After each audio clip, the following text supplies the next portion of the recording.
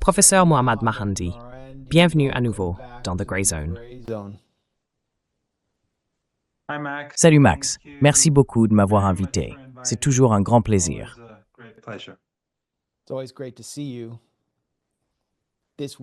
C'est toujours un plaisir de vous voir.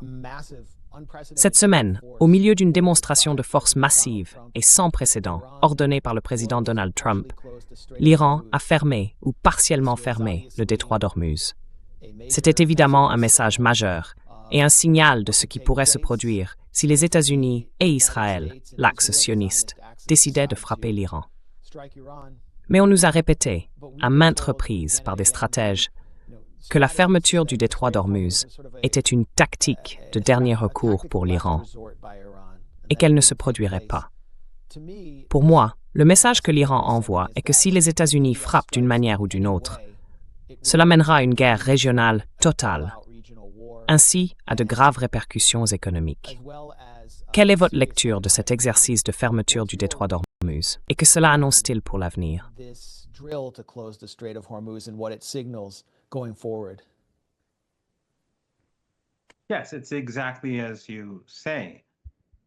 Oui, c'est exactement comme vous le dites. Cela envoie le message que nous allons fermer le détroit d'Ormuz.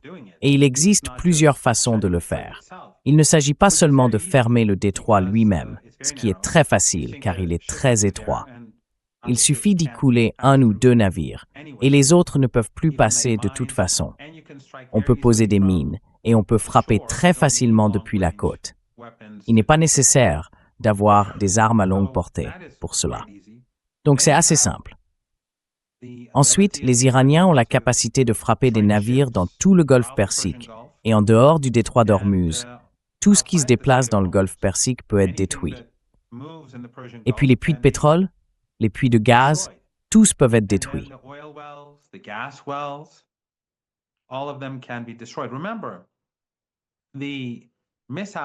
Souvenez-vous, les missiles qu'a utilisés l'Iran contre le régime israélien pendant la guerre de 12 jours étaient des missiles à longue portée. L'Iran n'a pas besoin de cela pour détruire ce qu'il veut détruire dans la région du golfe Persique. Il dispose de missiles à moyenne portée, de missiles à courte portée, de missiles de croisière, de drones et de missiles surface-mer.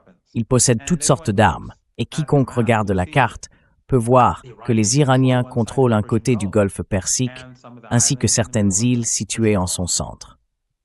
L'autre côté est essentiellement constitué d'une série de petites dictatures familiales très vulnérables, riches en pétrole et en gaz, mais qui abritent toutes des bases américaines. Des bases qui, à l'heure où nous parlons, sont utilisées contre l'Iran.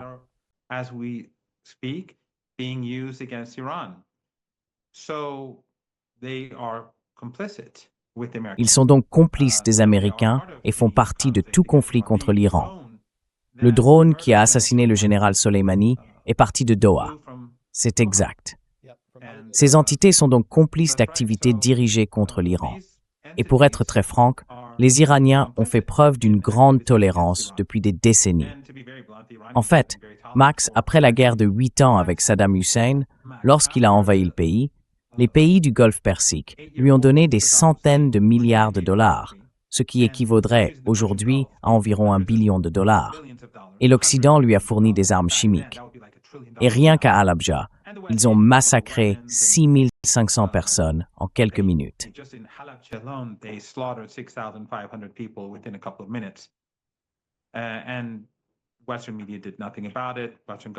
Et les médias occidentaux n'ont rien fait à ce sujet. Les gouvernements occidentaux n'ont rien fait à ce sujet. L'ONU n'a rien fait à ce sujet. Mais en tout cas, après la guerre, lorsque Saddam a envahi le Koweït, l'Iran a condamné cette action. Et l'Iran a rétabli ses relations avec tous ces pays. Il leur a littéralement pardonné à tous, même s'ils avaient été profondément impliqués dans le soutien à Saddam.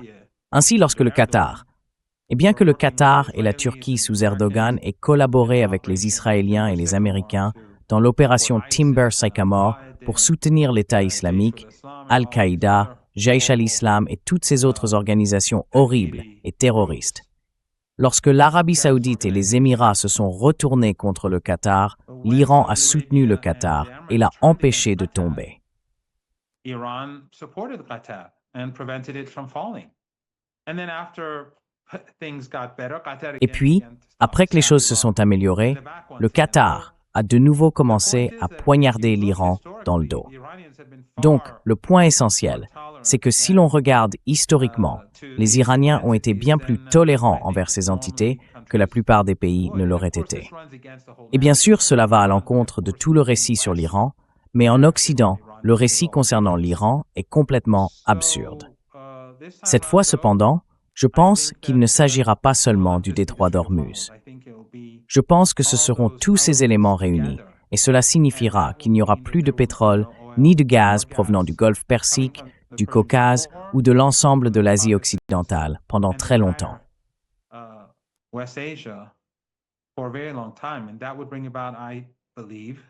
Et cela provoquerait, je crois, une crise économique mondiale, probablement pire que celle de 1929. Il en serait de même pour les États-Unis, même si le pays est autosuffisant. Mais cela n'aidera pas le consommateur. Ceux qui produisent du pétrole gagneront de l'argent pendant quelques jours, beaucoup d'argent, mais le consommateur en paiera le prix. Les usines fermeront, les entreprises fermeront, et ensuite, bien sûr, quand tout sera à l'arrêt, le prix du pétrole s'effondrera aussi. Ainsi, même ces producteurs regretteront probablement, à long terme, que Trump ait mené une guerre. Cela ne se terminera bien pour personne.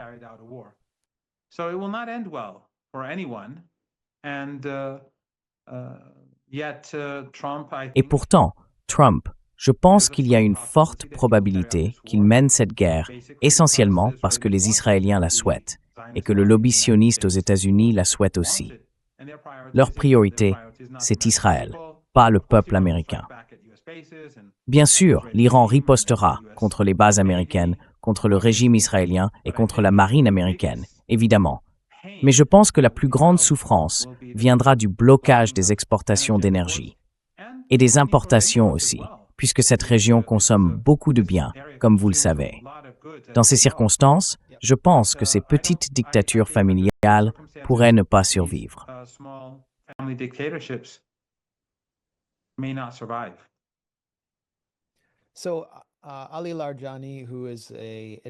Ainsi, Ali Larijani, qui est conseiller du dirigeant iranien, se trouvait à Oman pour s'entretenir avec les États du Golfe, vraisemblablement au sujet des enjeux et des conséquences auxquelles il pourrait faire face si une guerre était déclenchée par les États-Unis et Israël. Et pourtant, il semble toujours disposé à permettre aux États-Unis d'opérer depuis la base aérienne d'Al-Udeid et d'autres bases. L'Arabie saoudite, cependant, s'est montrée moins favorable aux activités anti-iraniennes qu'auparavant. Mais quel est le rôle de ces États, le Qatar, l'Arabie saoudite et aussi la Turquie, dans l'obstruction de la volonté de guerre des États-Unis?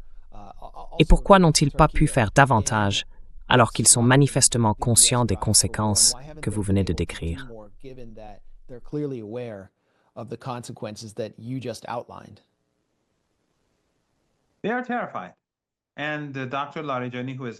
Ils sont terrifiés. Et le Dr Larijani, qui est désormais président du Conseil suprême de sécurité nationale, ainsi que ministre des Affaires étrangères, a mis en garde ces pays du Golfe Persique et ceux situés au nord de l'Iran. Car Aliyev, pendant la guerre de 12 jours, a permis et facilité, Aliyev d'Azerbaïdjan, oui, il a facilité les frappes aériennes dans le nord de l'Iran. Ils ont donc tous été avertis. Pourtant, ce sont des proxys affaiblis des États-Unis. Ils n'ont pas beaucoup d'autonomie. Je sais que certaines personnes qui reçoivent beaucoup d'argent du Qatar aimeraient voir le Qatar comme une sorte d'État révolutionnaire, mais c'est une plaisanterie. Le Qatar exécute les ordres des États-Unis.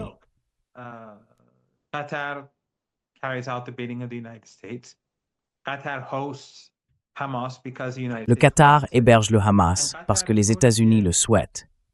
Et le Qatar et la Turquie, ils ne soutiennent jamais le Hamas ou le djihad islamique dans la défense réelle de leurs terres. Ce qu'ils font en réalité, c'est offrir des bourses à différentes personnes, mener une diplomatie publique. Cela leur donne une bonne image, mais ils ne font rien de concret pour la cause palestinienne. En fait, ces pays ont essayé très dur au fil des années, avec beaucoup de gens à leur solde, vivant en Occident. Des personnes qui prétendent être de grands partisans de la Palestine, mais qui ont soutenu l'État islamique, Al-Qaïda et la sale guerre des États-Unis en Syrie depuis très longtemps. Et George Galloway vit maintenant en exil, mais aucun de ces gens-là ne l'est.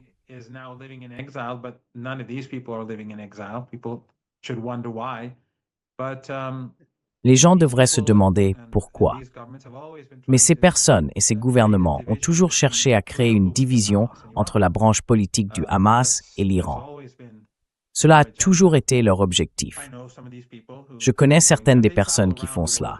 Elles voyagent à travers le monde, en Malaisie, en Indonésie, et elles parlent plus souvent des méfaits de l'Iran que de ceux d'Israël. Donc elles ne feront rien qui aille à l'encontre des intérêts des États-Unis. Il n'y a aucun doute là-dessus. La Turquie aussi, nous savons qu'elle continue de transporter du pétrole d'Azerbaïdjan vers le régime israélien, même pendant le génocide. Et la Turquie commence maintenant à sentir la pression.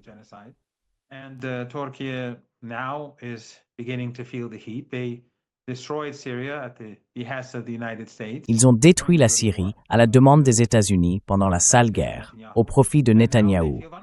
Et maintenant, ils se sentent vulnérables parce qu'ils ont détruit le pays qui se trouvait entre le régime israélien et la Turquie. Donc, ils sont tous inquiets, mais ils ne sont pas l'Iran. Ils ne font pas partie de l'axe de la résistance. Ils n'ont pas cette base idéologique ni ce sentiment de puissance ou de résistance qui existe au sein de l'axe de la résistance.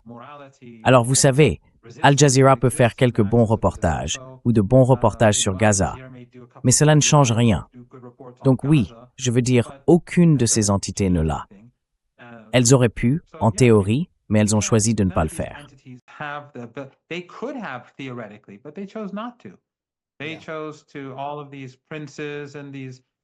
Ils l'ont choisi. Tous ces princes et ces élites envoient leurs enfants en Occident. Je suis sûr que beaucoup d'entre eux il y a beaucoup de choses compromettantes sur tous. Ils ne sont pas très bien considérés, beaucoup de ces gens-là. Et nous voyons déjà dans les dossiers Epstein, bien que nous en ayons vu très peu, qu'il y avait des éléments dans le Golfe Persique qui lui étaient très favorables. Ils sont donc liés à l'Occident. Ils souhaitent parfois entretenir de meilleures relations avec l'Iran, avec la Chine et avec la Russie. Mais ils n'ont pas le courage ni l'audace nécessaire pour faire le pas qui permettrait de créer un équilibre obligeant les États-Unis à leur accorder des concessions.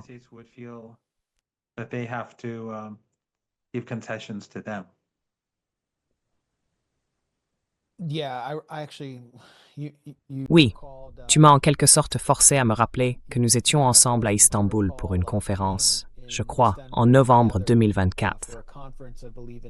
Je pense que True Promise, l'opération de représailles iranienne contre les attaques israéliennes à l'intérieur du territoire iranien, avait déjà eu lieu, peut-être une ou deux fois, je ne sais plus trop.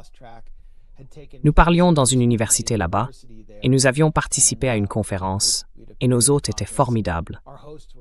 Ce n'est absolument pas une critique envers eux, mais beaucoup d'étudiants et de participants sur place étaient très hostiles envers toi, en tant qu'Iranien, et exigeaient de savoir pourquoi l'Iran n'en faisait pas plus pour soutenir la résistance en Palestine. Et je me disais, et je l'ai peut-être même dit à voix haute, qu'avez-vous fait, vous? Qu'a fait la Turquie?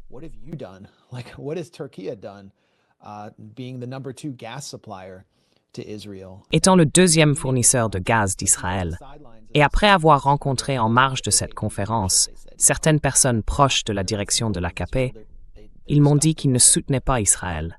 Ils en étaient écœurés. Mais ils craignent que toute leur économie ne s'effondre, car elle est tellement intégrée par Tel Aviv dans la structure financière mondiale. Et cela m'a vraiment fait comprendre pourquoi l'Iran est la cible. Parce qu'il existe en dehors de la structure financière que nous connaissons aujourd'hui, le réseau financier mis en lumière dans les courriels d'Epstein. C'est à mes yeux la véritable signification de ces courriels lorsque nous réfléchissons à ce conflit. Epstein dira « Je rencontre les Qataris mardi, puis j'ai ce cheikh des Émirats arabes unis qui me voit le lendemain pour parler de femmes russes. Il ne rencontre aucun Iranien. Et cela en dit long.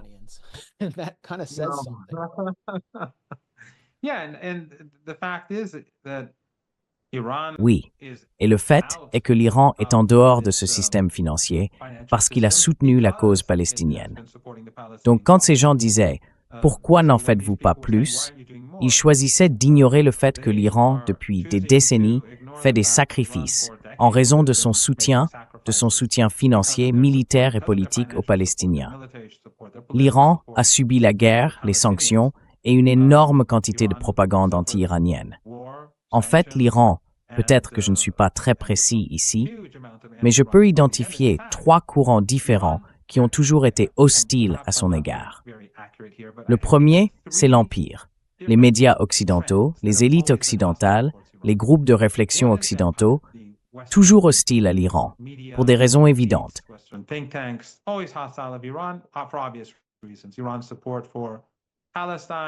Le soutien de l'Iran à la Palestine, au Venezuela, à Cuba, à toutes ces entités anti-impériales ou que l'Empire ne tolérerait pas, a toujours été constant. L'Afrique du Sud, par exemple, l'Iran a soutenu l'ANC, la branche armée de l'ANC, ainsi que d'autres organisations de résistance en Afrique australe pendant l'apartheid. C'était donc normal. Ensuite, il y avait la gauche, et la gauche occidentale en particulier, très hostile envers l'Iran. En ce qui concerne, disons, Saddam Hussein, ils faisaient tous partie du mouvement anti-guerre. J'en faisais partie moi aussi au Royaume-Uni. J'étais doctorant là-bas. J'avais obtenu une bourse ici en Iran et passé un examen avec plusieurs autres personnes. Nous sommes partis faire nos doctorats et je me suis impliqué dans le mouvement anti-guerre.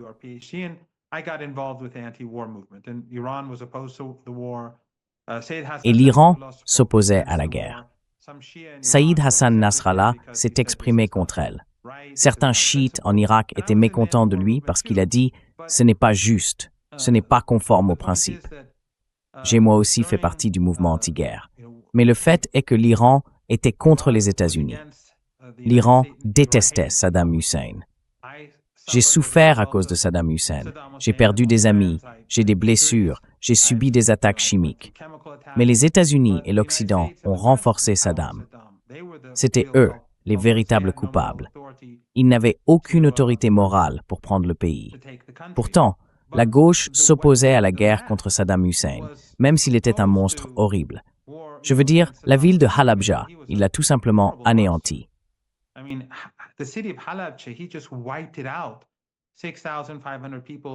6500 personnes, des hommes, des femmes, des enfants, ont été tués en seulement quelques minutes lorsqu'il a largué des armes chimiques sur la ville. J'y suis allé peu de temps après, pas quand les corps étaient encore là.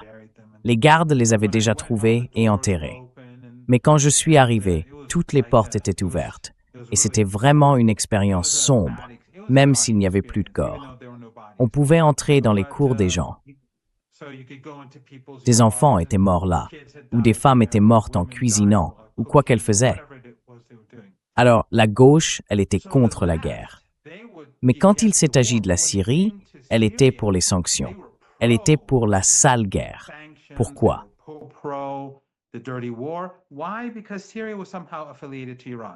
Parce que la Syrie était d'une certaine manière affiliée à l'Iran, même si le gouvernement Assad n'était en rien comparable à celui de Saddam Hussein. En fait, Daesh, et tu le sais mieux que moi, et Al-Qaïda, beaucoup d'entre eux étaient des baasistes. Ils n'étaient même pas religieux.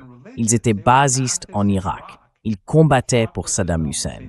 Ils étaient officiers dans l'armée de Saddam Hussein. Puis, après l'occupation américaine, lorsque les États-Unis ont dissous les forces armées irakiennes, beaucoup d'entre eux sont allés rejoindre Al-Qaïda.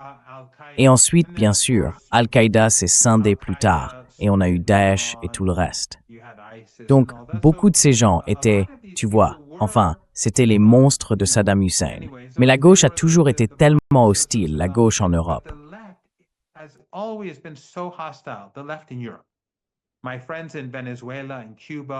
Mes amis au Venezuela, à Cuba et au Nicaragua. Quand je voyage, ils me disent toujours que les gauchistes occidentaux, lorsqu'ils viennent ici, sont plus préoccupés à nous monter contre vous qu'à autre chose, ce qui est assez fascinant. Ainsi, cette aversion irrationnelle envers l'Iran et la propagande contre l'Iran transparaissent clairement. Et la troisième tendance est encore une fois sous l'autorité de l'Occident. L'argent du pétrole et du gaz provenant de la région du Golfe Persique. Depuis le début de la Révolution, les mouvements wahhabites et salafistes, ainsi que les médias de ces pays, n'ont cessé de diaboliser l'Iran, de diaboliser les chiites et de répandre la haine et la désinformation ou la mésinformation à propos des chiites.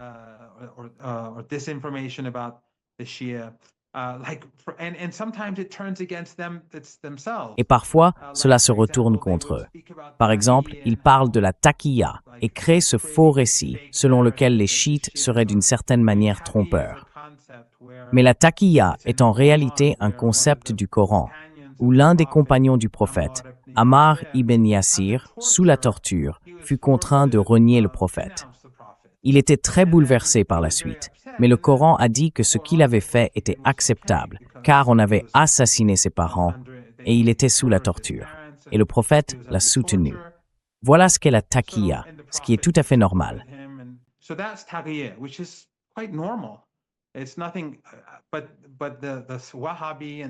Mais les wahhabites et les salafistes, avec le financement de ces régimes, disaient que les chiites croyaient en cela. C'est un concept coranique. Et donc, parce qu'ils voulaient diaboliser les chiites, ils affirmaient que les chiites étaient des hypocrites, qu'ils cachaient leurs véritables intentions et toutes ces absurdités. Mais ils ne comprennent pas qu'en Occident, les gens ne font pas la différence entre leur fausse propagande contre les chiites et contre l'islam. Ces anti-musulmans ne savent même pas ce que signifie chiite ou sunnite. Ils disent simplement « Ah, donc vous pratiquez tous la taqiyya. Tout le monde fait de la taqiyya. » Et cela se retourne contre l'islam.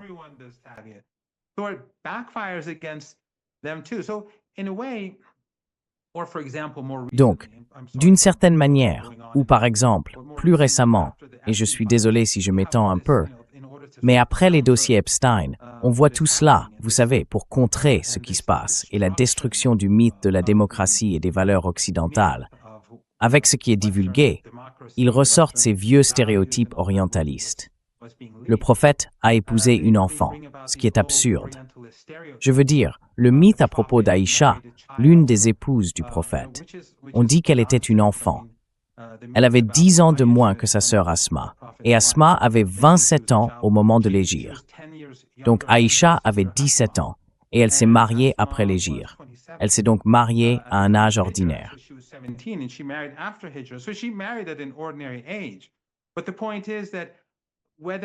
Mais le fait est que, qu'il s'agisse de la gauche ou de ces salafistes wahhabites, à l'époque, c'était plutôt les Saoudiens, maintenant ce sont les Qataris et Erdogan, malheureusement.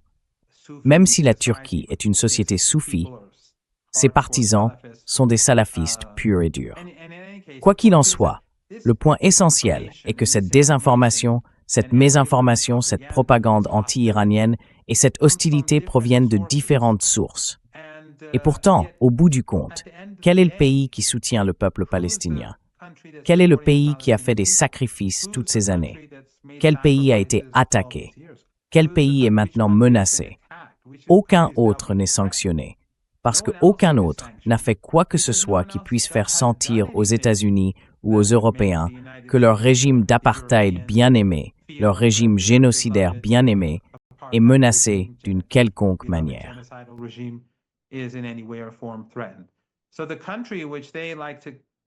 Ainsi, le pays qu'ils aiment dépeindre comme démoniaque, et plus récemment les émeutes à Téhéran où ils ont encore créé ce faux récit selon lequel l'Iran aurait assassiné, je ne sais pas, des centaines de milliers de personnes pacifiques dans les rues, tout cela vise essentiellement à diaboliser l'Iran.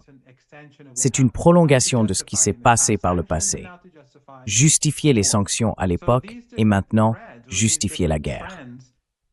Ces différents fils ou ces différentes tendances, même s'ils sont parfois hostiles les uns envers les autres, au moins la gauche et les politiciens occidentaux traditionnels, lorsqu'il s'agit de l'Iran, sont sur la même longueur d'onde. Et bien sûr, comme je l'ai dit, les entités riches en pétrole et en gaz de notre région partagent cette même hostilité.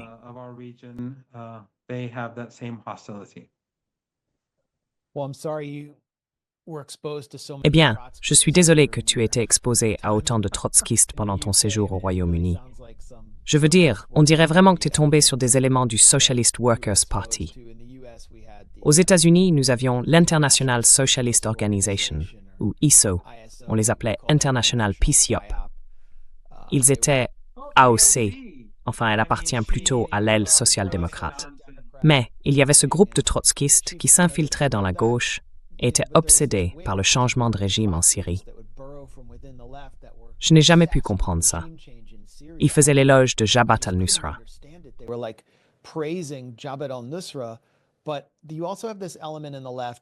Mais tu as aussi cet élément à gauche, plus proche de la gauche façon AOC ou de la gauche libérale, qui déteste l'Iran parce que, tu vois, ce sont des féministes et qu'elles considèrent l'Iran comme un pays de fanatiques religieux, patriarcal, obligeant les femmes à porter le hijab. Et tu sais, ils ont mis en avant Masih Alinejad, la femme des campagnes My Stealthy Freedom et Women Life Freedom. On la voyait partout, tu sais, la femme aux cheveux libres qui passait sur les plateaux télé ici depuis 2 mois. Mais maintenant que Trump a fait acheminer toutes ces bombes et qu'il a amené, tu vois, un tiers des forces navales américaines vers l'Iran, elle a disparu parce qu'elle a rempli sa mission. C'est comme, on n'a plus besoin de toi. Je veux dire, Max, toutes ces personnes, ce sont des partenaires de guerre.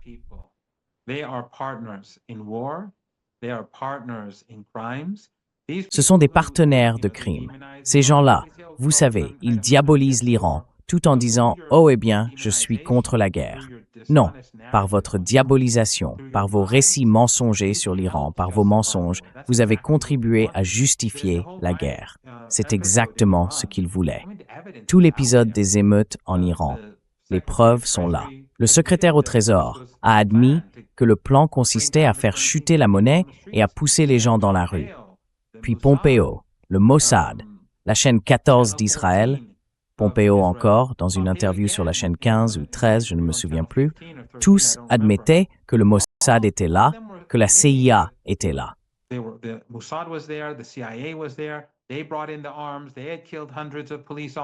Ils ont introduit les armes. Ils avaient tué des centaines de policiers et les images circulaient. Mais ils gonflaient les chiffres, même à une époque où il n'y avait pas Internet. Donc ils ne pouvaient pas le savoir. Parce que l'objectif était de diaboliser l'Iran et de le légitimer, soi-disant le légitimer, même si c'était leur sale opération. Ce sont eux qui étaient responsables des morts.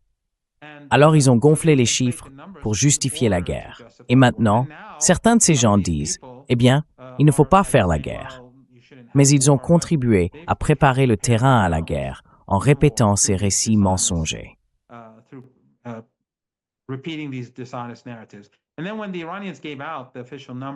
Et puis, lorsque les Iraniens ont publié les chiffres officiels, les noms de toutes les personnes décédées, leur numéro d'identification, tous leurs détails, ces gens n'ont pas été capables de fournir de nouveaux noms pour prouver qu'il y avait 5 000, 6 000, 7 000, 100 000 morts.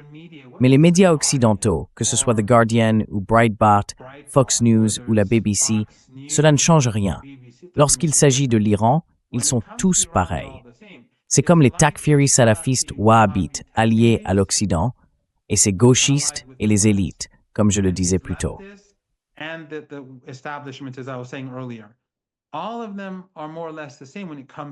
Ils sont tous plus ou moins pareils quand il s'agit de l'Iran. Je veux dire, ils seraient probablement plus sympathiques envers Hitler s'il était encore là, en disant « Oh, eh bien, nous ne devrions pas faire la guerre contre le pays dont le Hitler d'aujourd'hui est le dirigeant. » Mais quand il s'agit de l'Iran, l'Iran est d'une certaine manière très particulier.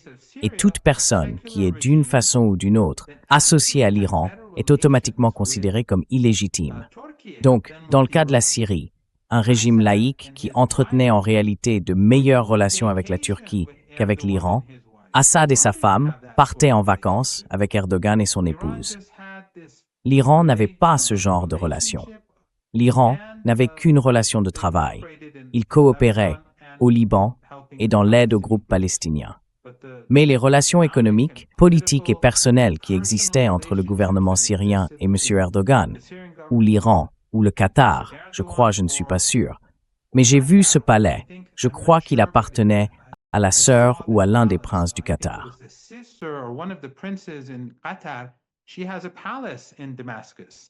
Elle a un palais à Damas. J'ai vu le palais. J'ai oublié qui au Qatar. Mais les relations étaient en réalité assez étroites. L'Iran ne s'est impliqué qu'après avoir constaté en 2009-2012, 2 ans plus tard, je sais que tu sais tout cela, mais en 2013, lorsque des dizaines de milliers de combattants étrangers, grâce aux agences de renseignement occidentales et régionales, étaient entrés dans le pays. Ils étaient là, à la demande, tu sais, des États-Unis. Et les États-Unis ne font jamais rien dans cette région que pour Israël. L'Iran a commencé à s'impliquer pour arrêter cela. Il se fichait de savoir si Assad était alaouite, sunnite, chrétien, juif, hindou ou bouddhiste. Il s'opposait à ce que la CIA et les États-Unis prennent pied en Syrie, ce qu'ils ont fait. Et maintenant, la Turquie est nerveuse, comme elle devrait l'être. Elle a provoqué cela elle-même. Eylem na non se NCNT, tu cours de led de soutien et pro-américain.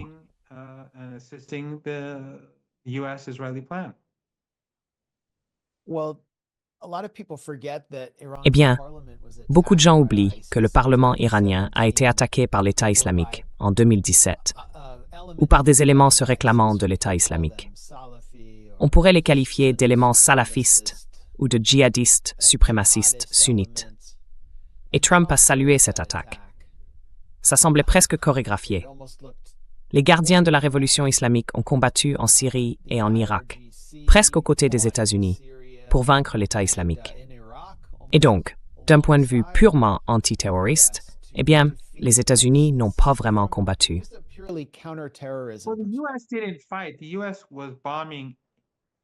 Les États-Unis bombardaient depuis les airs, oui, et ils sont en réalité intervenus très tard.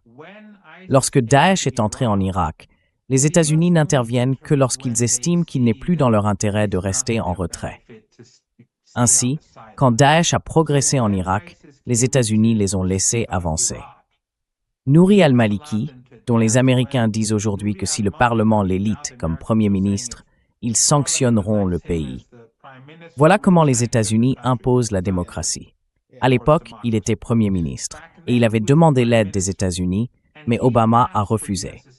Et Barzani, le dirigeant kurde à Erbil, quand Erbil était sur le point de tomber, a demandé l'aide des États-Unis.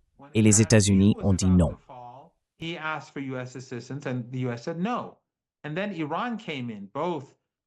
Et puis l'Iran est intervenu à la fois pour soutenir et défendre Bagdad et pour défendre Erbil.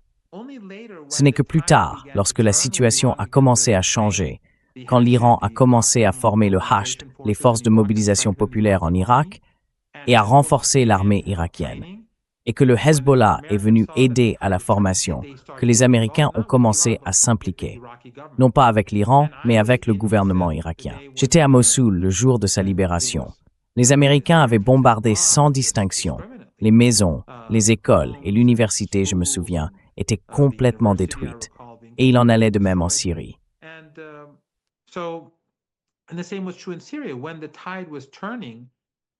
Quand la situation commençait à tourner et que les Syriens commençaient à progresser, les Américains ont commencé à se déplacer pour prendre des territoires dans le nord et le nord-est du pays afin d'empêcher le gouvernement syrien de les reprendre. Ce n'était donc pas comme si les Américains combattaient l'État islamique parce que c'était leur véritable intention. Car pendant des années, ils ont soutenu l'État islamique. Ils ont permis à l'organisation d'avancer vers Damas. Nous le savons grâce à l'enregistrement audio divulgué dans lequel Kerry, le secrétaire d'État, a dit à des militants anti-syriens qu'ils avaient laissé l'État islamique progresser vers Damas pour faire pression sur Assad afin qu'il négocie, et ainsi de suite.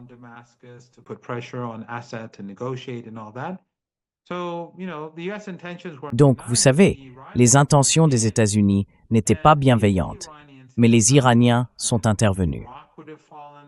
Et si les Iraniens n'étaient pas intervenus, l'Irak serait tombé, la Syrie serait tombée, le Liban serait tombé, les personnes actuellement au pouvoir en Syrie auraient été bien plus fortes qu'elles ne le sont aujourd'hui.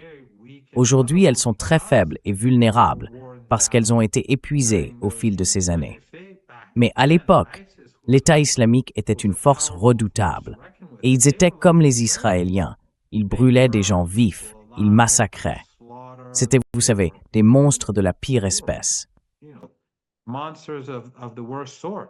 Ouais, Et donc, vous savez, à cette époque, les Iraniens se battaient tandis que les Américains n'aidaient pas.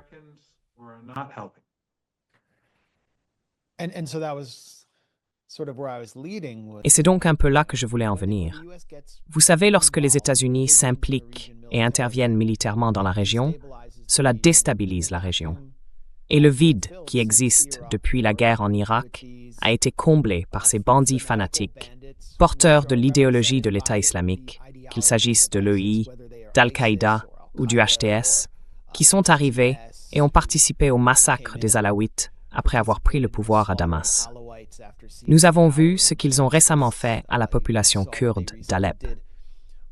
Et il me semble, avec toute intervention américaine, l'un des autres risques, en plus du risque économique que vous avez mentionné, la crise économique mondiale et la résurgence de ces éléments de type État islamique, qui ont désormais été en quelque sorte transférés par les États-Unis de Syrie en Irak, pour y être détenus indéfiniment dans des camps. Considérez-vous cela comme un risque, qu'une attaque ou une guerre de changement de régime contre l'Iran puisse en réalité conduire à une infiltration de l'État islamique?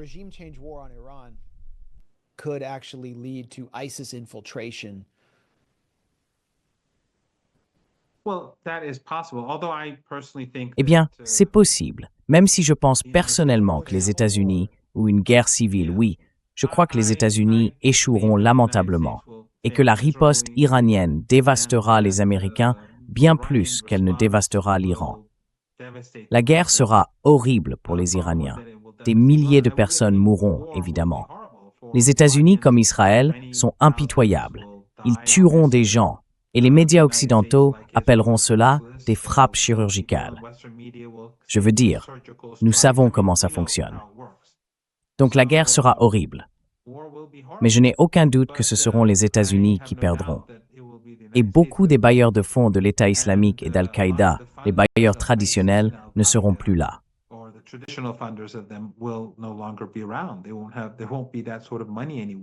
Il n'y aura plus ce genre d'argent. Mais je pense que oui, il y aura de l'anarchie dans toute la région, pas en Iran.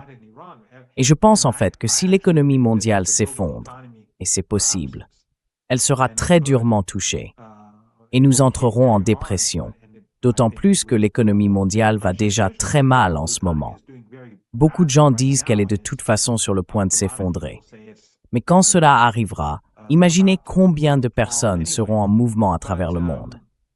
Je veux dire, si les gens s'inquiètent de l'immigration aujourd'hui, vous verrez des millions de personnes en mouvement en Amérique latine, des millions en Afrique, des millions en Asie, et elles se dirigeront vers des endroits qui s'effondrent eux aussi.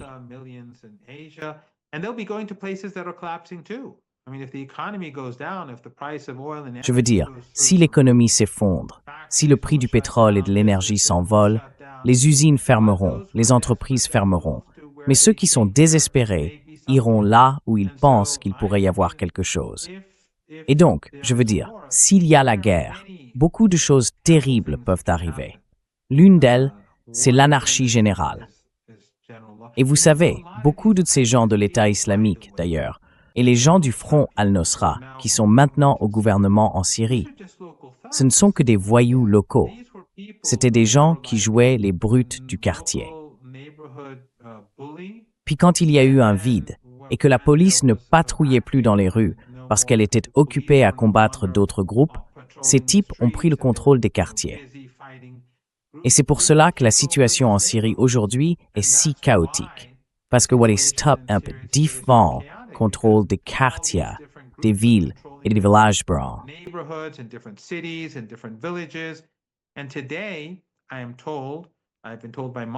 Et aujourd'hui, on me dit, plusieurs personnes me l'ont dit, que pour le Hezbollah, faire entrer des armes au Liban est bien plus facile qu'au cours des dernières années quand Assad était président, car il devenait moins coopératif et se rapprochait davantage des Émirats et de l'Arabie saoudite pour réintégrer la Ligue arabe.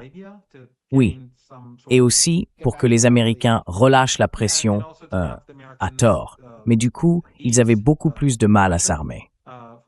Maintenant, il suffit de donner un peu d'argent ici et là, et on peut transporter tout ce qu'on veut, de l'Irak jusqu'à Beyrouth. Et je suis sûr que d'autres choses circulent, pas seulement pour le Hezbollah. N'importe qui peut faire n'importe quoi. Donc cet effondrement général de la société en Syrie pourrait s'étendre à d'autres régions du monde.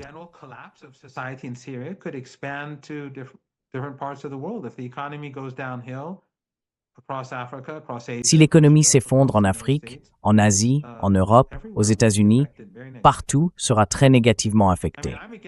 Je veux dire, je suis contre la guerre. Je ne veux pas de guerre. Mais s'il y a une guerre, pour l'Iran, ce sera une guerre existentielle. Et l'Iran fera ce qu'il faut pour vaincre les États-Unis. Pour les États-Unis, ce sera une autre de ces nombreuses guerres de choix, mais celle-ci sera très différente et le prix à payer sera bien plus élevé.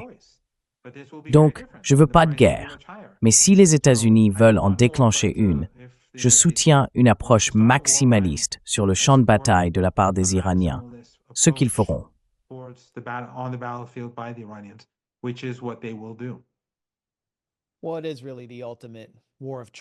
Eh bien, c'est vraiment la guerre de choix ultime et une guerre d'agression. Donald Trump n'essaie même pas d'expliquer la logique ou la nécessité de cette guerre au public américain. Le public américain n'existe pas.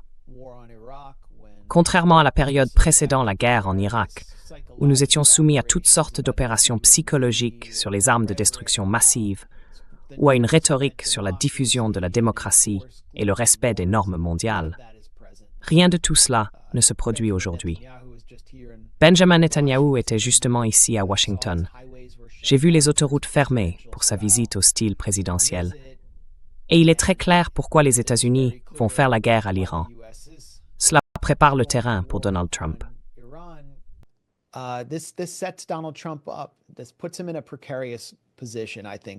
Cela le place dans une position précaire, je pense, politiquement, même s'il n'y a pas beaucoup de résistance de la part des démocrates. Vous avez exprimé une certaine confiance dans la capacité de l'Iran à dissuader une attaque américaine.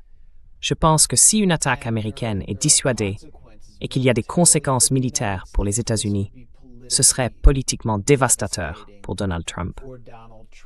Pendant la guerre de 12 jours avec Israël, l'Iran utilisait davantage sa capacité de frappe à longue portée, mais il existe d'autres éléments dans l'arsenal iranien. J'aimerais donc vous interroger à ce sujet. De quels moyens l'Iran dispose-t-il pour dissuader les États-Unis et comment pourrait-il utiliser ses atouts?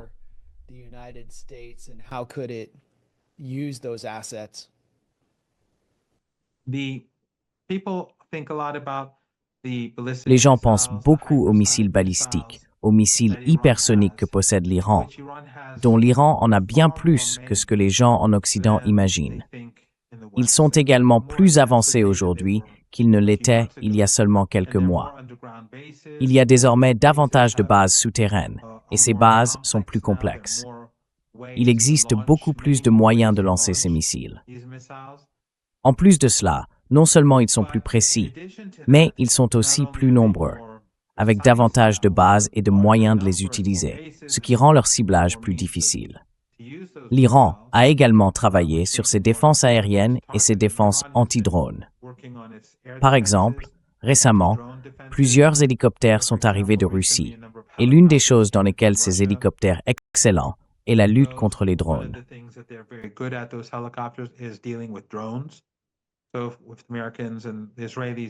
Donc, si les Américains et les Israéliens utilisent des drones, ces hélicoptères seront très utiles.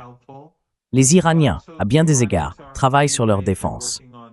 Mais le véritable enjeu, Max, c'est que les défenses iraniennes dirigées contre les États-Unis sont en réalité des capacités offensives. Tout d'abord, la doctrine militaire de l'Iran a évolué. Elle est passée du défensif à l'offensif. Et je pense que c'est un changement majeur.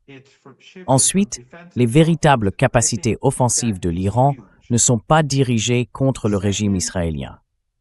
Le régime israélien a toujours été un élément secondaire. Il ne représente pas une menace pour l'Iran. La menace pour l'Iran, ce sont les États-Unis. Israël est un petit régime, entièrement dépendant de l'Occident. Et pendant la guerre de 12 jours, même si les États-Unis et Israël ont mené une attaque éclair, l'Iran les a contraints à demander un cessez-le-feu.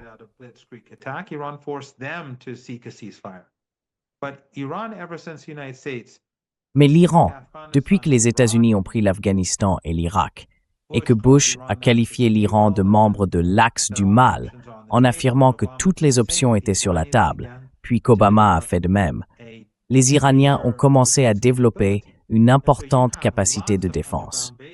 Aujourd'hui, il existe de nombreuses bases souterraines dotées de missiles à moyenne et courte portée, bien plus nombreux, très précis et faciles à déplacer. Il n'est plus nécessaire d'avoir ces grands lanceurs. Et il y a aussi un grand nombre de drones, des centaines de milliers, capables de détruire n'importe quelle cible. De l'autre côté du golfe Persique, les cibles sensibles sont évidentes. Si vous les éliminez, tout est terminé. Ouais, Donc, il y a aussi les missiles de croisière, qui ne sont pas beaucoup utilisés contre les Israéliens, mais qui seraient très efficaces dans cette région. Les missiles anti-navires, par exemple. La marine iranienne est conçue pour la guerre asymétrique, et elle dispose également de sous-marins. Je veux dire, ce que les Iraniens pourraient faire durant les 2 ou 3 premiers jours d'une guerre dans la région du golfe Persique, sans même utiliser leurs missiles à longue portée, serait bien plus dévastateur, surtout si l'on tient compte des cibles, que ce qu'ils ont fait au régime israélien.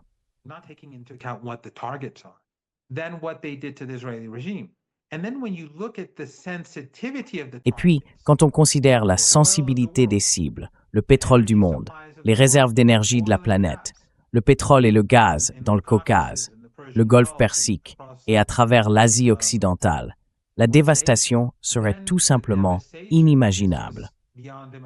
Encore une fois, ce n'est pas quelque chose que je souhaiterais voir, car cela toucherait tout le monde. Cela affecterait les habitants de l'extrême sud de l'Argentine ou du Chili, ou encore de l'Afrique du Sud ou de la Nouvelle-Zélande. Des régions lointaines seraient touchées, car lorsqu'une crise énergétique éclate, elle frappe tout le monde.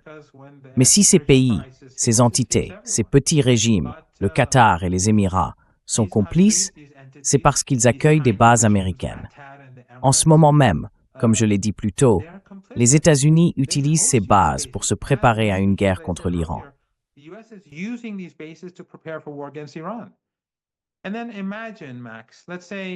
Et puis imagine Max, disons le Qatar, avec une population d'environ 350 ou 400 000 habitants et quelques millions d'étrangers. Si cela se produit, qui peut dire que le régime restera en place? Ou les Émirats, avec une population de 1,3 ou 1,4 million d'habitants et environ 10 millions d'étrangers, pour la plupart des hommes adultes. Pourquoi quelqu'un serait-il sûr que la famille régnante restera au pouvoir, ou que ce sera le cas dans l'une de ces autres dictatures familiales? Ainsi, Trump joue avec le feu. Il en va de même pour l'Azerbaïdjan, une autre dictature qui a déjà aidé le régime israélien contre l'Iran. Et puis il y a un élément supplémentaire que j'ai oublié de mentionner, les alliés régionaux de l'Iran. Ils feraient partie de cette guerre.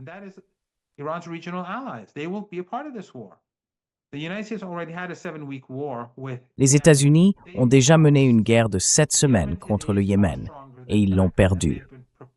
Le Yémen est aujourd'hui bien plus fort qu'il ne l'était à l'époque. Ils ont développé leurs capacités en matière de missiles et de drones. Les Irakiens ont déclaré qu'ils participeraient. C'est un pays d'environ 45 à 47 millions d'habitants. La résistance sur place, les alliés de l'Iran, est très nombreuse. Les alliés de l'Iran ont remporté les récentes élections. Et puis, il y a quelques jours à peine, nous avons vu des images d'une base de missiles souterraine en Irak, montrant à quel point leurs capacités sont sophistiquées. Ce n'est donc pas une guerre que Trump peut gérer.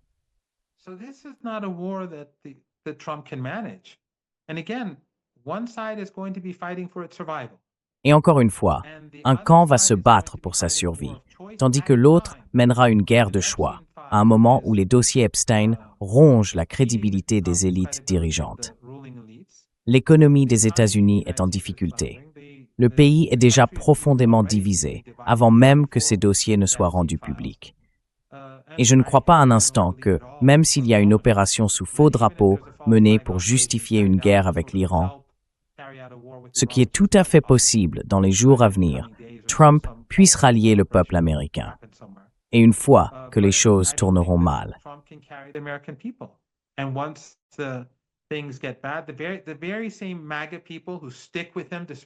Les mêmes partisans de MAGA qui lui restent fidèles, malgré le fait qu'ils aient connu des guerres sans fin, qu'il avait pourtant promis d'arrêter, malgré le fait que ces partisans tirent désormais en plein visage sur des femmes blanches et blondes, et sur des infirmières blanches qui aident d'anciens militaires, des vétérans, elles se font tirer dans le dos. Tout cela est désormais acceptable pour ces gens. Aucune des valeurs de MAGA n'existe plus.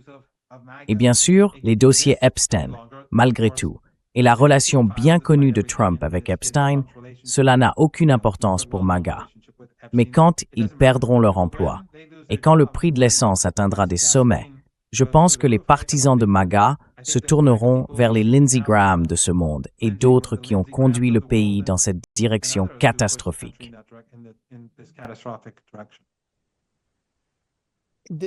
Encore une fois, je ne dis pas que cela ne fera pas de mal à l'Iran.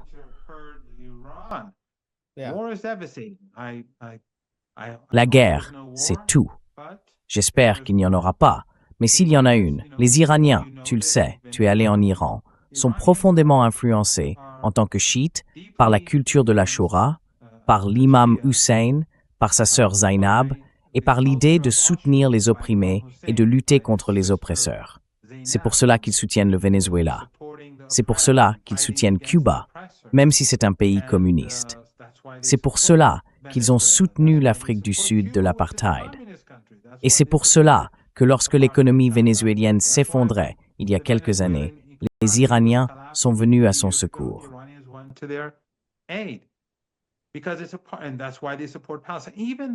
Et c'est pour cela qu'ils soutiennent la Palestine. Même si, en Palestine, tu sais, les partisans d'Erdogan, le Qatar, les Saoudiens et d'autres essaient depuis des décennies de convaincre les Palestiniens que les Iraniens sont leurs ennemis, que les chiites sont mauvais, que les chiites sont horribles, qu'ils ne sont pas musulmans. Mais cela n'a jamais dissuadé les Iraniens à cause de leur vision idéologique du monde. Ainsi, les Iraniens seront très déterminés sur le champ de bataille face aux Américains. Et je n'ai aucun doute que les Iraniens se battront jusqu'au bout et qu'ils ne perdront pas cette guerre. Mais je n'en veux pas. Personne n'en veut.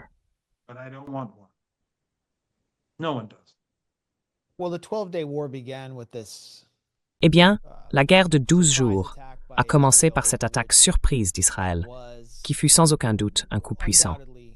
Elle a tué des commandants du CGRI, légendaires au sein de la société iranienne, qui jouaient des rôles essentiels dans les négociations et dans la conception d'un véritable progrès.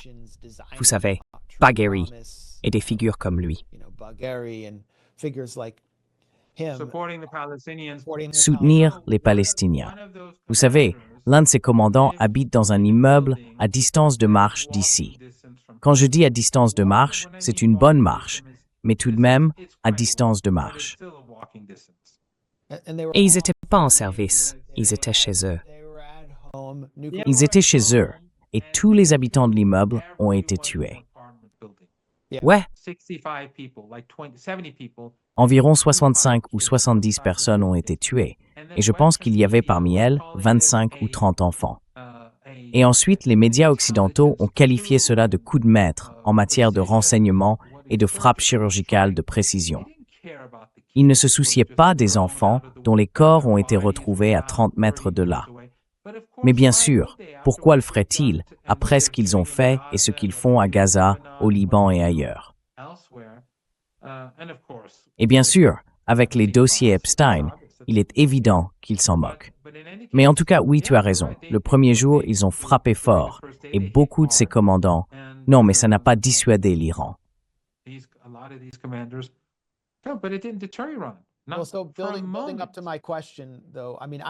Pour en venir à ma question, je suppose que s'ils lancent une attaque, ils essaieront d'y aller de la même manière, avec un effet de surprise, et d'asséner un coup dévastateur.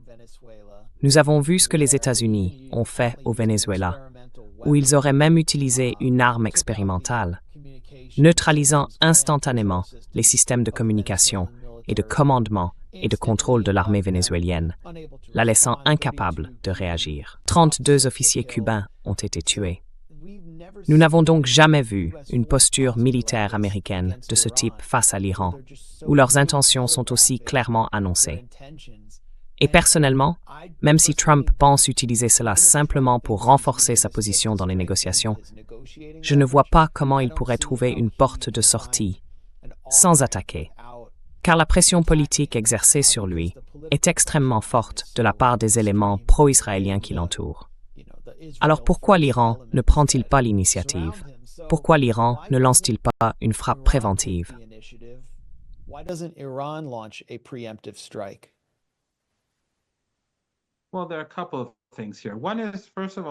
Eh bien, il y a plusieurs éléments ici. Tout d'abord, l'Iran n'est pas le Venezuela. Les capacités technologiques et militaires de l'Iran sont pour la plupart indigènes. Beaucoup de ces systèmes de haute technologie ont été développés à l'intérieur du pays. De plus, après la guerre de 12 jours, la coopération avec la Russie et la Chine s'est intensifiée et l'Iran a investi davantage dans son armée, car, comme vous le savez sans doute, le budget militaire iranien est inférieur à la moyenne régionale. Pourtant, après la guerre, ils ont investi davantage et les Russes et les Chinois ont coopéré plus étroitement. L'Iran, bien sûr, a aussi développé davantage sa propre industrie. Donc, l'Iran n'est pas le Venezuela et les Américains auront beaucoup plus de mal.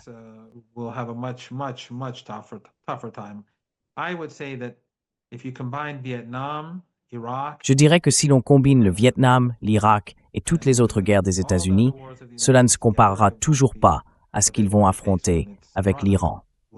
Nous verrons bien. Mais vous savez, il y a ici une question morale. L'Occident aime prétendre que l'Iran est malfaisant et immoral, mais l'Iran n'initiera pas une guerre, car cela va à l'encontre de ses valeurs religieuses. Nous n'initions pas de guerre. Cela dit, d'après ce que je comprends, les Iraniens ont déclaré que s'ils estiment qu'une attaque est imminente, ils frapperont. Donc ils ne vont pas attendre jusqu'à, c'est ce que je comprends.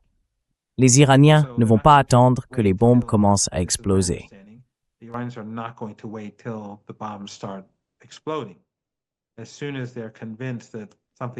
Dès qu'ils seront convaincus que quelque chose se passe, ils vont se donner à fond. Et cela, je pense, va rendre la situation beaucoup plus difficile pour les États-Unis. Mais la raison pour laquelle, pour l'Iran, oui, je veux dire, l'Iran a un fort sens de la moralité.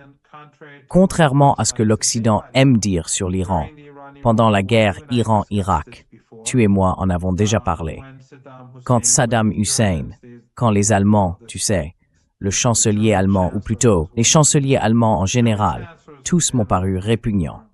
Aucun d'eux ne s'est jamais excusé pour ce qu'ils ont fait. J'ai survécu aux armes chimiques, donc je sais à quel point elles sont horribles. Je suis allé à Halabja.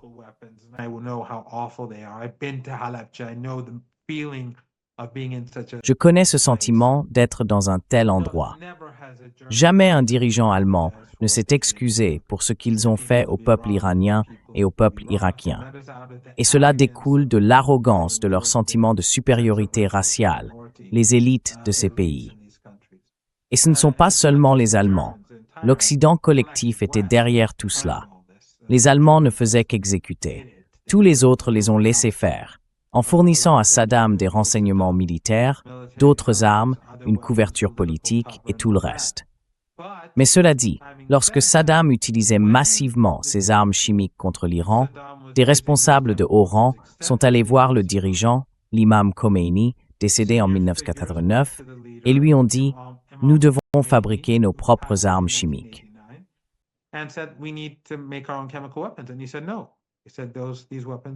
Et il a dit non. Il a dit que ces armes allaient à l'encontre de nos valeurs. Tout comme le déclenchement de la guerre, Et tout comme la fabrication d'une arme nucléaire, les Iraniens ont déclaré qu'ils ne voulaient pas d'armes nucléaires. Bien sûr, ils ont précisé que s'il existait une menace existentielle pour le pays, le Dr Larijani l'a déjà dit, et à plusieurs reprises, le Dr Harazi, un autre conseiller du dirigeant, a affirmé que notre posture nucléaire changerait. Mais l'Iran a ses valeurs. Je veux dire, l'Occident peut prétendre le contraire. Le Guardian peut prétendre le contraire, le New York Times peut prétendre le contraire. Mais en réalité, les valeurs sont ici, pas là-bas. C'est précisément pour cela que nous soutenons le peuple palestinien et qu'eux soutiennent le génocide.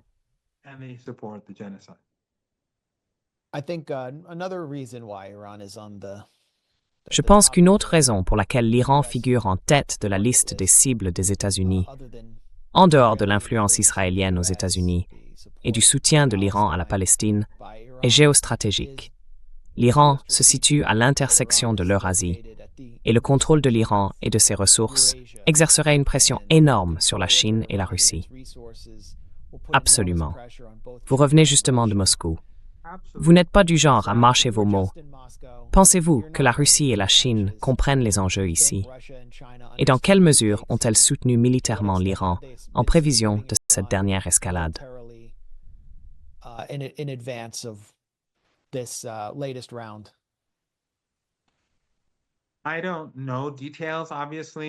Je ne connais pas les détails, évidemment, et j'évite intentionnellement ce genre de sujet en général, car si je m'y plonge, cela rend mes propos beaucoup plus difficiles à tenir. Mais d'après ce que je comprends, la coopération entre l'Iran et la Russie, ainsi qu'entre l'Iran et la Chine, s'est intensifiée. Davantage de technologies, en particulier des équipements de haute technologie, arrivent de Chine.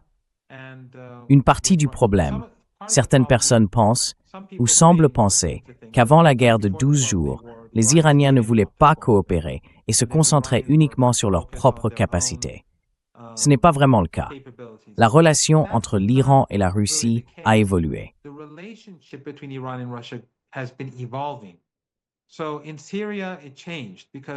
Donc, en Syrie, les choses ont changé lorsque les Russes, convaincus par les Iraniens, sont intervenus en 2015.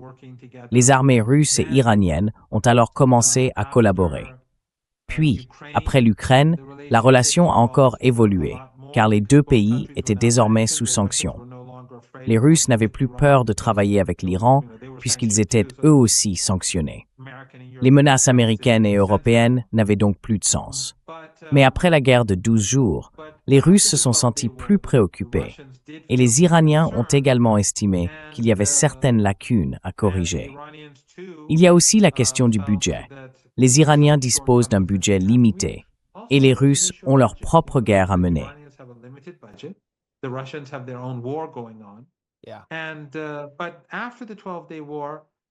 Mais après la guerre de 12 jours, par exemple avec les Chinois, il me semble que dans certaines zones, ils ont coopéré de manière plus significative qu'auparavant. Les Iraniens développent et renforcent également leurs propres capacités technologiques. Donc, encore une fois, je pense que les capacités de l'Iran sont assez immenses. Le fait que le Golfe Persique soit juste à côté de l'Iran lui confère un énorme avantage. Et le fait que les alliés de l'axe de résistance de l'Iran soient nombreux, enfin, relativement parlant, je veux dire, le Qatar compte environ 350 000 habitants, l'Irak en a entre 45 et 47 millions, Bahreïn en a, peut-être 1 million. Je ne suis pas sûr de la population des Émirats. Environ 1,4 million de citoyens détenteurs d'un passeport, je crois.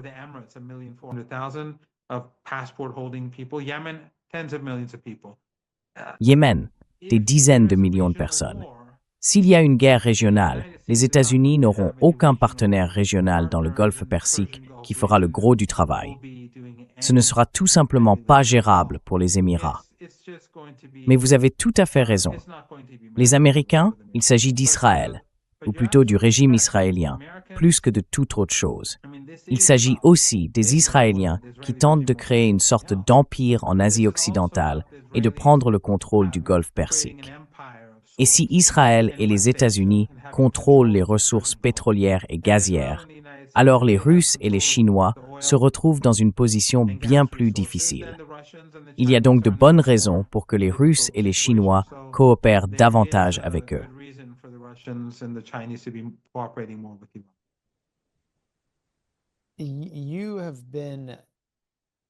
Vous avez été une figure récurrente des podcasts, mais aussi des médias traditionnels, depuis des années.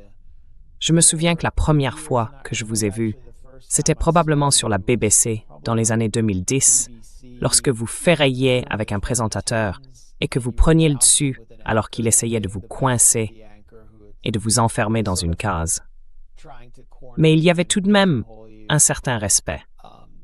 Quand les émeutes ont éclaté, les 8 et 9 janvier, j'ai remarqué un changement. Lorsque vous avez été invité dans l'émission de Piers Morgan, il a organisé une sorte d'embuscade avec cette monarchiste canadienne vulgaire, Goldie Gamari, qui a essentiellement appelé à ce qu'on vous découpe en morceaux, à la manière de l'État islamique.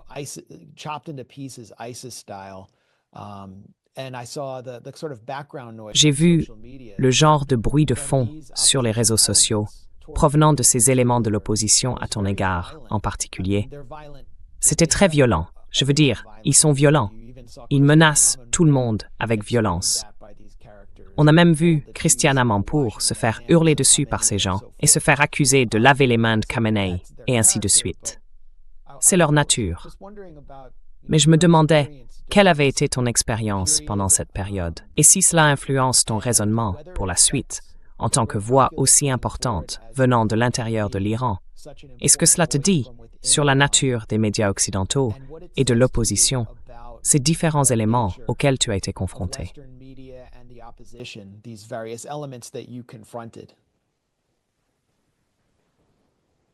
Eh bien, merci pour vos paroles aimables.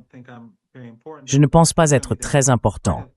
Et heureusement, il y a maintenant pas mal de jeunes, hommes et femmes en particulier, qui sont de plus en plus actifs. Vous avez reçu l'un de mes jeunes collègues dans votre émission à plusieurs reprises, du moins à ma connaissance. Et c'est très encourageant de voir que nous avons autres jeunes universitaires et autres militants sur d'eux. Ils n'ont pas besoin d'être universitaires, mais c'est ceux que je connais le mieux. C'est pourquoi je les mentionne. Donc, ce n'est plus comme si j'étais une voix isolée. Mais oui, je reçois beaucoup de menaces, et elles sont assez stupéfiantes. Elles se comptent par centaines.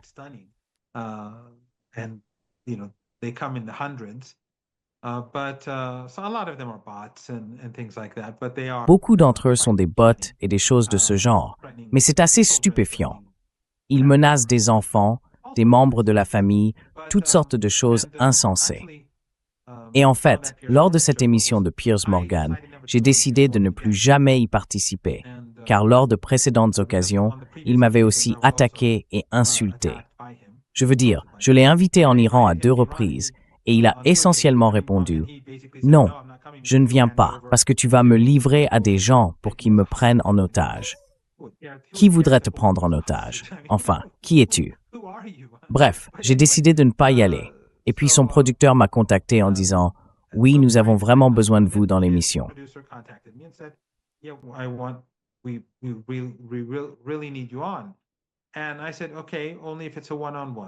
Et j'ai dit « D'accord, mais seulement si c'est en tête-à-tête. En aucun cas je ne serai, parce que d'autres vont simplement s'incruster comme cette femme hystérique. » Et ils ont dit « Oui, bien sûr. » Et puis dès que j'ai commencé à parler, il fait venir cette femme que je n'avais jamais, je ne connaissais même pas son nom, je ne le connais toujours pas, je ne me souviens pas d'elle. Mais tout cela, comme vous le savez, a été enregistré. Et les menaces qu'elle a proférées à l'antenne ont été enregistrées et diffusées. Elles n'ont pas été coupées. Et bien sûr, plus tard en ligne, elle a écrit qu'elle allait me découper en petits morceaux et que le plus gros morceau serait le bout de mon petit doigt, ou quelque chose comme ça.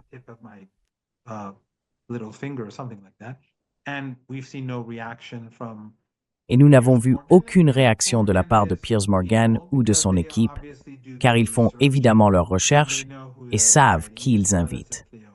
Ce n'est pas comme s'ils ignoraient ces choses. Ils savent exactement ce qu'ils font. La réalité, c'est que Piers Morgan fait partie de l'establishment. Je veux dire, pendant la guerre en Irak, il avait adopté une position différente.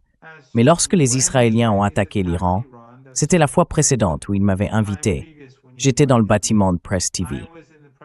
Il venait de menacer de bombarder la radio et la télévision iranienne, ce qui incluait Press TV. Alors ils ont vidé le bâtiment, mais je suis resté. J'ai refusé de partir parce que je voulais faire l'interview avec lui.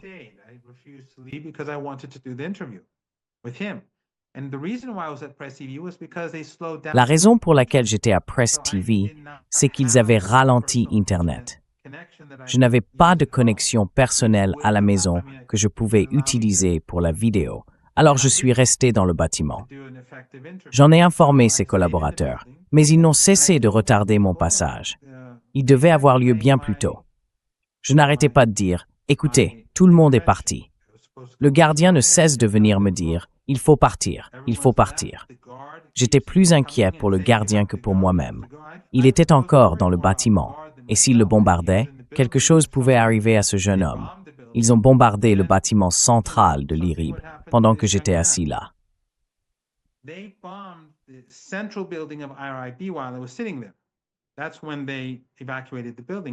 C'est à ce moment-là qu'ils ont évacué le bâtiment et que des journalistes ont été tués. Personne ne s'en est soucié en Occident, bien sûr. Mais ensuite, il a commencé à attaquer l'Iran. Il s'est lancé dans une diatribe sur la prétendue méchanceté de l'Iran, comment nous battons les femmes, les tuons, toutes sortes de choses, à quel point nous serions affreux, horribles. Et c'était essentiellement pour justifier l'agression israélienne. Ainsi, alors que le génocide se déroulait à Gaza, l'Iran a soudainement mené cette attaque. Et des gens comme lui, ainsi que l'ensemble des médias occidentaux, justifiaient la guerre en diabolisant l'Iran, en disant à quel point il était malfaisant. Quand l'Iran est présenté comme le mal incarné, la guerre paraît plus légitime. Alors toutes les femmes et les enfants massacrés, et tous les soldats innocents qui ne sont que des conscrits et meurent, eh bien, c'est acceptable, puisqu'Iran est mal.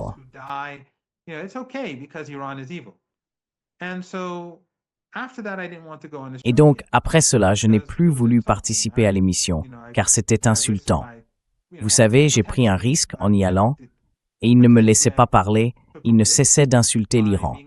Alors cette fois-ci, j'ai décidé de ne pas y aller. Enfin, j'ai décidé de ne plus participer à son émission. Et puis j'ai dit, écoutez, je ne ferai que des entretiens en tête-à-tête. Et ensuite, ceci est arrivé. Ce que j'essaie de dire, c'est que ce soit dans cette émission, ou quand j'ai fait CNN avec Amanpour, où elle était hostile, ou sur Channel 4, où la présentatrice, dont je ne me souviens plus du nom, était elle aussi très hostile. Et vous savez, avec d'autres personnes également. Le fait est qu'ils travaillent pour la classe Epstein.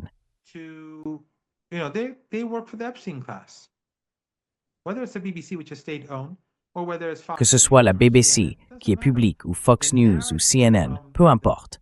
Le récit venant de l'Occident est le même. Et je pense que tout le monde le sait maintenant.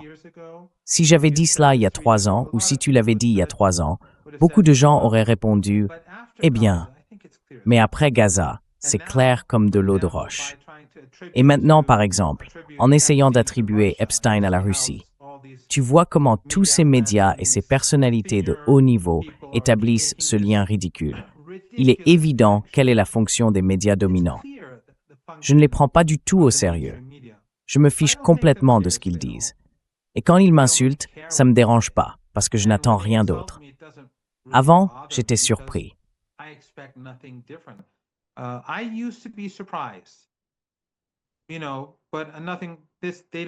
Tu sais, plus rien ne me surprend aujourd'hui. Je n'aurais jamais dû être surpris, parce qu'après être allé à Halabja en... C'était quoi, 87 ou 88, je ne me souviens plus exactement, quelque temps après l'attaque, j'aurais dû comprendre. Après avoir vu ce que j'ai vu, et tu sais, j'avais déjà vécu une attaque chimique avant celle-là, et une autre est survenue plus tard, j'aurais dû comprendre. Parce qu'ils ont fait venir des journalistes occidentaux et rien ne s'est vraiment passé. Personne n'a condamné Saddam. Ou encore, quand ils ont abattu l'avion de ligne iranien qui volait de Bandar Abbas à Dubaï et tué 290 personnes, les médias occidentaux ont collectivement repris la version américaine des faits, qui était un mensonge total. C'était juste un avion ordinaire qui volait dans son couloir prévu. Tout était normal.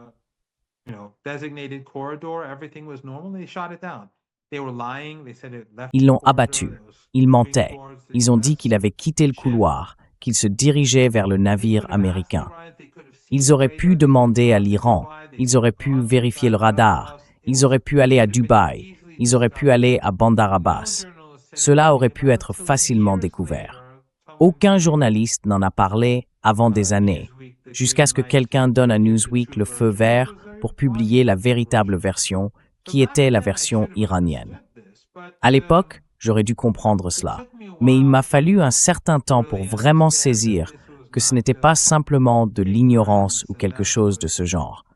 C'était bien au-delà de ça, et ça l'est toujours. Mais même si je ne regarde pas Piers Morgan et que je n'ai pas regardé l'émission à laquelle tu as participé, j'ai vu les extraits que tu as retweetés, et tu étais fantastique.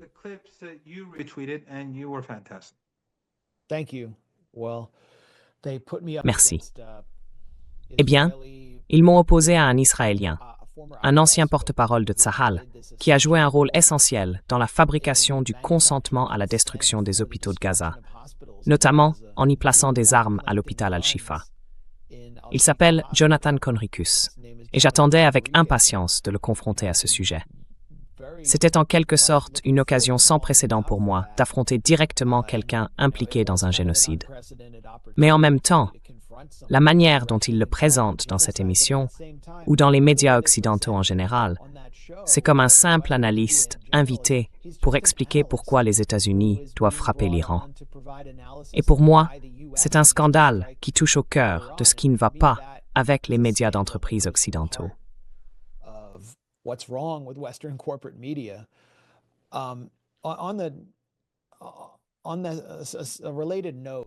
Sur un sujet connexe, lors du 47e anniversaire de la révolution iranienne, il y a eu ce que l'on a qualifié de manifestation et de célébration sans précédent, rassemblant des millions de personnes. À bien des égards, c'était une réaction aux émeutes qui avaient eu lieu pendant 2 jours le mois précédent et qui avaient fait environ 3000 morts, selon les statistiques officielles. Mais nous avons également vu apparaître un nouveau type de message. Je ne sais pas si cela vient de la direction iranienne ou simplement de partisans de la République islamique, où des effigies des symboles païens Moloch et Baal ont été brûlées en représentation de ce que vous appelez la classe Epstein. Que symbolise cela et que voulez-vous dire lorsque vous parlez de la classe Epstein? À qui faites-vous référence?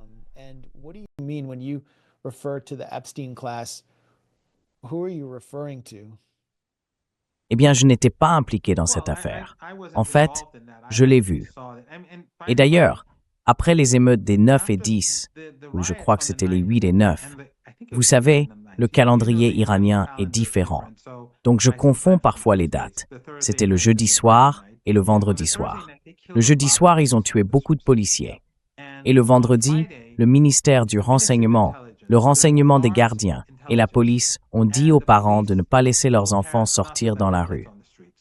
Ensuite, il y a eu des affrontements de rue entre ces terroristes, ces émeutiers armés et la police.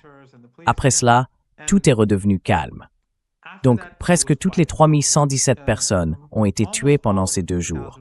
350 policiers, beaucoup de passants innocents, beaucoup de gens brûlés vifs par ces monstres.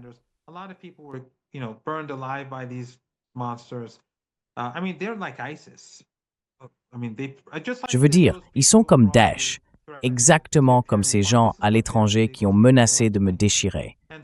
C'est à ça qu'ils ressemblaient. Ils ont encerclé une clinique et l'ont incendiée. Et cette jeune femme à l'intérieur qui était l'infirmière a brûlé vive. Ils ont fait la même chose avec des mosquées. C'était tout simplement scandaleux. Mais en Occident, on les a tous qualifiés de manifestants pacifiques. Ce que je veux dire, c'est que le lundi 12, je crois que le vendredi était le 9, oui, donc le 12, il y a eu des contre-manifestations contre les émeutes. À Téhéran, nous étions environ 3 millions de personnes et il y avait d'énormes rassemblements dans tout le pays, car chaque ville avait le sien. Et en Occident, ils ont essayé de faire croire que c'était généré par l'IA ou quelque chose comme ça. Et c'était un jour ouvrable, donc c'était immense.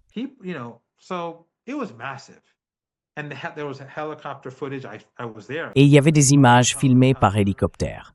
J'étais là, donc j'ai vu l'hélicoptère, et Musk et ses collaborateurs, ainsi que d'autres, essayaient de faire croire que c'était de l'IA, que c'était pas de vraies personnes. Alors pour l'anniversaire de la Révolution, les gens sont sortis encore plus nombreux. À Téhéran, il y avait environ 4 millions de personnes. Et même si c'était un jour férié, enfin je ne suis pas sûr, j'ai une mémoire terrible, c'était comme un congé de 3 jours. Donc beaucoup de gens voulaient, vous savez, c'était un bon moment pour quitter la ville, leur cité ou autre, parce que ça se passait dans tout le pays. Les gens ne sont pas venus à Téhéran pour participer. Chaque ville avait son propre rassemblement. Donc les chiffres étaient encore plus élevés. Mais cette fois, ils ont eu l'occasion d'inviter plusieurs personnes, comme Rick Sanchez.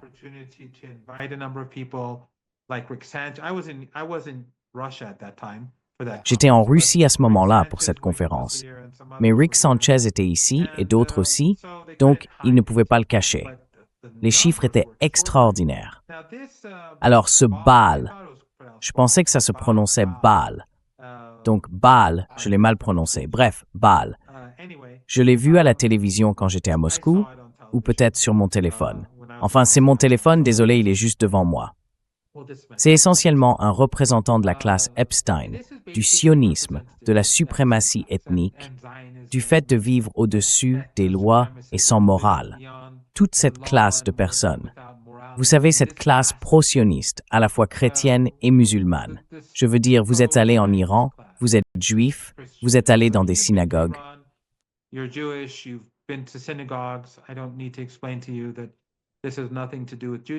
n'ai pas besoin de vous expliquer que cela n'a rien à voir avec le judaïsme, les problèmes de l'Iran ou le sionisme. Et les Juifs qui s'opposent au sionisme ont été une partie héroïque de la résistance au fil des années, surtout au cours des 2 ou 3 dernières. Mais il s'agit ici de la classe Epstein, une classe de personnes dépourvues de sens moral, qui vivent au-dessus des lois et qui ont véritablement révélé que cette démocratie occidentale n'est qu'une façade et que les élites font en réalité partie de la même, comment dites-vous, cabale. Mon anglais n'est pas aussi bon que je le souhaiterais. C'est donc un rejet de cela.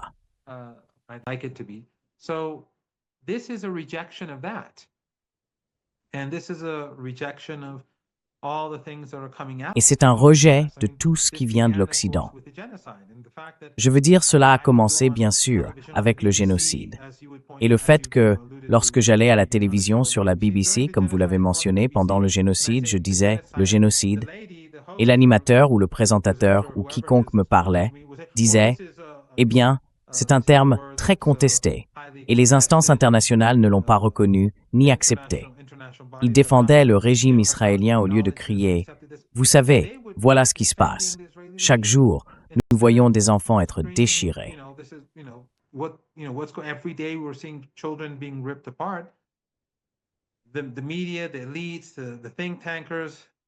Les médias, les élites, les experts des think tanks, aucun d'entre eux n'a eu le moindre problème à blanchir le régime israélien, à détourner le regard.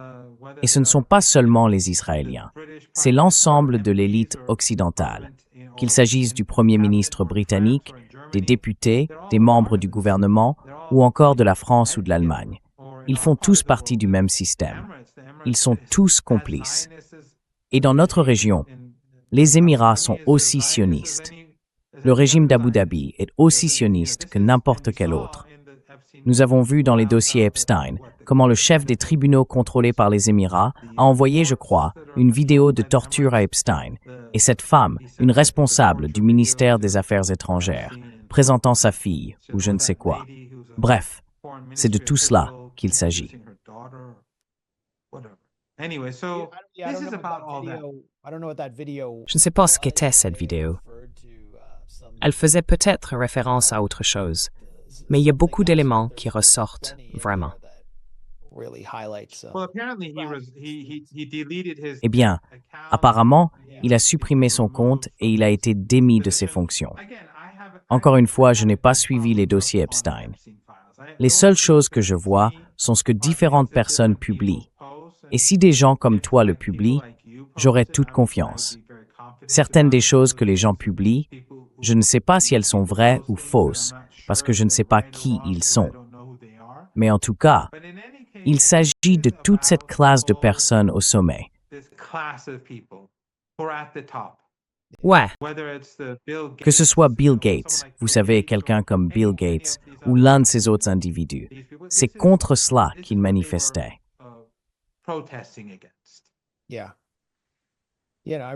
oui. Oui, je pense vraiment que nous sommes à un point d'inflexion pour le capitalisme mondial, où sous Trump, il doit s'emparer de tout ce qu'il peut et piller tout ce qu'il peut, avant que l'argent ne s'épuise essentiellement, qu'il tombe en crise et commence à se retourner contre lui-même.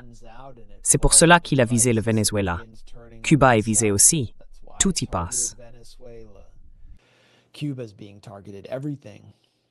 mean, it's stunning. It's stunning. Je veux dire, c'est stupéfiant. C'est stupéfiant que pendant que toi et moi parlons, il y ait un siège contre Cuba. Des femmes et des enfants sont privés de nourriture. Et ensuite, ils ont l'audace de parler de l'Iran, alors qu'ils s'apprêtent à attaquer l'Iran. Et personne ne parle de Cuba. Personne ne dit rien. C'est un siège par la faim. Et quelle menace Cuba représente-t-elle pour les États-Unis? Je suis allé à Cuba, tu y es probablement allé plus souvent que moi. Je veux dire, ils ont appauvri l'île, un peuple vraiment décent et très amical. Et quelle menace Cuba représente-t-elle pour les États-Unis? Pourquoi les affamez-vous? Et pourquoi personne ne dit rien? Comment peut-on affamer une nation? Mais c'est ce qui se passe. Les médias ne disent rien.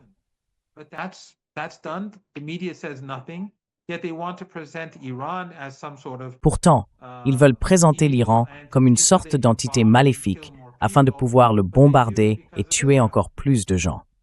Mais ils le font à cause d'Israël. C'est juste, vous savez, le monde à l'envers dans lequel nous vivons aujourd'hui. Mais la bonne nouvelle, c'est que beaucoup de gens se réveillent. Des personnes de différents pays, de différentes races, de différentes religions, de différents milieux, de différentes classes. Beaucoup de gens se réveillent, et c'est quelque chose qui devrait nous encourager. Nous ne devrions pas être découragés ni déprimés. Nous devrions simplement redoubler d'efforts jusqu'à provoquer le changement. Ce sont des temps très, très sombres, mais l'obscurité ne devrait pas nous rendre déprimés ni découragés.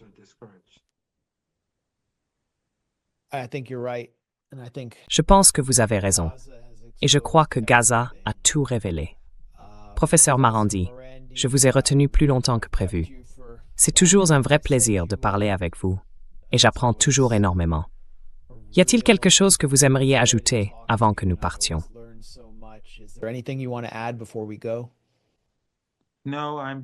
Non, c'est un honneur d'être invité à votre émission. J'apprends beaucoup grâce à vous.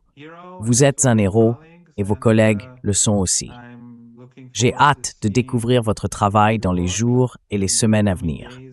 Je suis convaincu que malgré l'époque très sombre et difficile que nous traversons, grâce à l'éveil des peuples à travers le monde, nous verrons finalement des jours meilleurs. Merci. Nous ne faisons que notre travail et nous avons hâte de vous retrouver très bientôt. Professeur Mohammad Marandi de l'Université de Téhéran, merci de nous avoir rejoints sur The Grey Zone. Dene.